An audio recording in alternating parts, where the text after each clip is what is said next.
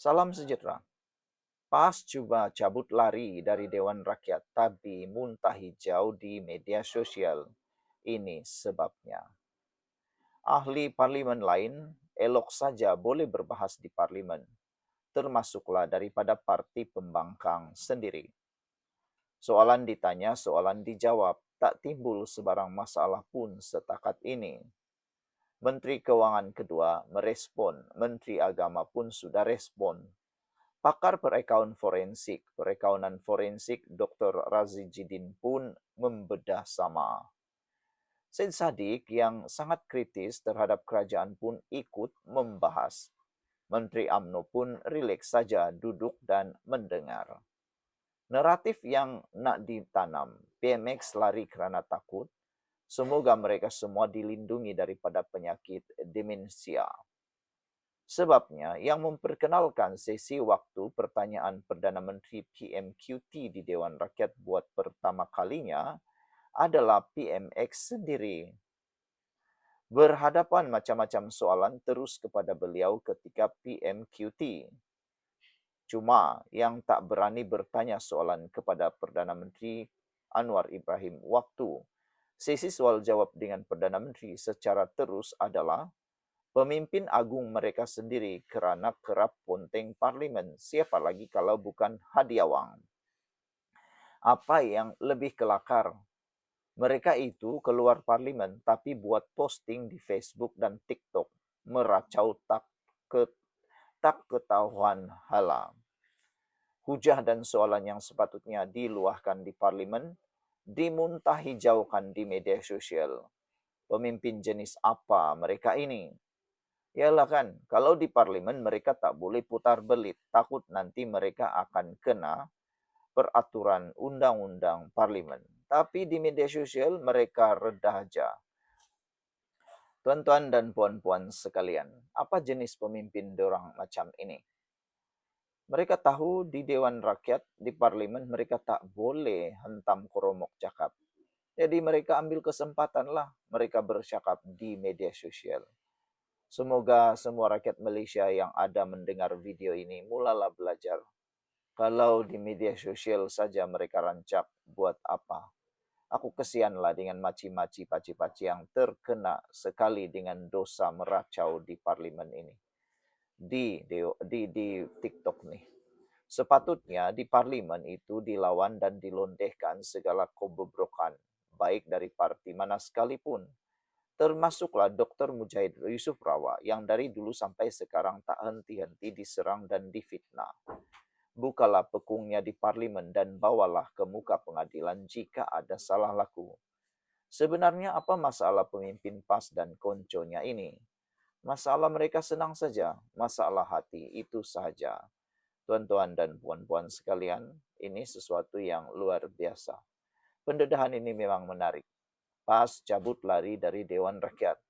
Tapi mereka bercakap di media sosial sampai muntah hijau. Semua isu mereka tanya, semua isu mereka tunggu, kononnya perlu dijawab. Tapi kenapa tidak disoal di Dewan Rakyat? Nantilah kau tunggulah di Dewan Rakyat, kau hadir dalam Dewan Rakyat, dengar jawaban. Semoga mereka akan duduk selesa, duduk senang di Dewan Rakyat.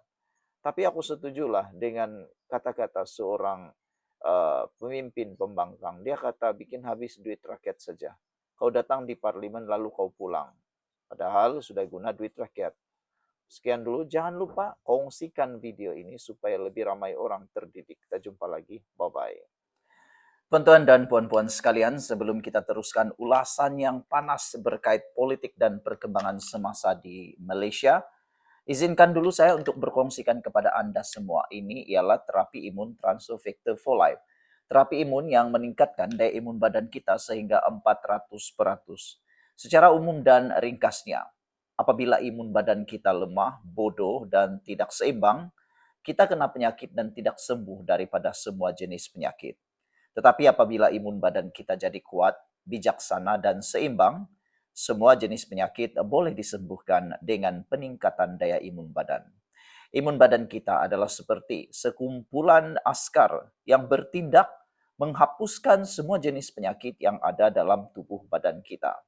Apabila askar-askar yang ada dalam tubuh badan kita itu menjadi kuat, menjadi seimbang dan bijaksana, semua jenis penyakit boleh dihapuskan dan boleh dihalau daripada terus membiak dan menduduki tubuh badan kita.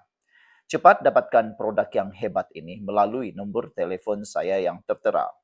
Produk ini lulus KKM, halal, dan diperakui oleh dokter-dokter di seluruh dunia. Cepat dapatkannya untuk kesejahteraan hidup Anda. Mungkin ini adalah jawaban yang Tuhan hantar untuk membantu memulihkan kesehatan Anda. Cepat dapatkannya, kau jangan tangguh-tangguh lagi. Jumpa lagi.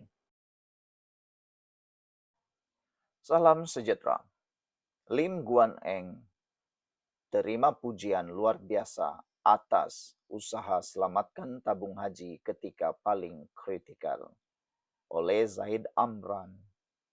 Pada satu ketika, Lim Guan Eng menjadi sasaran tuduhan. Kononnya, Kerajaan Pakatan Harapan mahu menjual aset lembaga tabung haji dan menggadaikan kepentingan umat Islam. Namun beberapa tahun kemudian, cerita yang muncul semakin berbeza. Bekas Ketua Penerangan UMNO Sahril Hamdan sendiri mengakui langkah kerajaan ketika Guan Eng menjadi Menteri Keuangan merupakan satu penyelesaian kreatif untuk menangani masalah keuangan tabung haji ketika itu. Langkah berkenaan melibatkan pemindahan aset-aset tabung haji yang bermasalah kepada sebuah syarikat tujuan khas milik kerajaan. Tujuannya adalah untuk membantu memulihkan kedudukan keuangan tabung haji supaya institusi tersebut kembali memenuhi syarat untuk mengagihkan hibah kepada pendeposit. Sahril turut mengakui bahwa ketika beliau menjadi naib ketua pemuda UMNO, beliau tidak bersetuju dengan naratif yang memainkan sentimen kaum berhubung langkah tersebut. Hakikatnya, masalah tabung haji bukan muncul selepas pertukaran kerajaan pada tahun 2018. Antara persoalan besar yang dibangkitkan ialah pembayaran bonus ketika kedudukan keuangan tabung haji berdepan tekanan. Pada 2012, tabung haji dilaporkan membayar bonus sekitar 2,46 bilion pada kadar 8%, sedangkan keuntungan bersihnya sekitar 2,15 bilion. Pada 2014 pula, sekitar 3,24 bilion dibayar pada kadar 8,25% berbanding pendapatan sekitar 2,98 bilion. Ini penting kerana Seksyen 22 Akta Tabung Haji menetapkan syarat tertentu sebelum keuntungan boleh diagih kepada pin deposit, termasuk kedudukan aset dan liability institusi tersebut. Apabila Pakatan Harapan mengambil alih kerajaan, masalah ini perlu diselesaikan.